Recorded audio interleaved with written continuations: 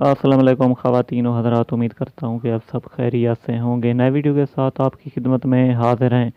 या नादरीन, जैसा कि आप थंबनेल में पढ़ चुके हैं, आज हम बात करने वाले हैं बाबर आजम, जो कि पाकिस्तान क्रिकेट टीम के कप्तान हैं। उन्होंने 300 मीटर लंबा छक्का मारकर टेस्ट मैच में पूरा रिकॉर्ड कायम कर दिया है। जी हाँ प्यारे नादरीन, आपको बताने जा रहा हूँ कि ये इतना बड़ा लंबा छक्का भारत की टीम में किसी ने भी नहीं मारा।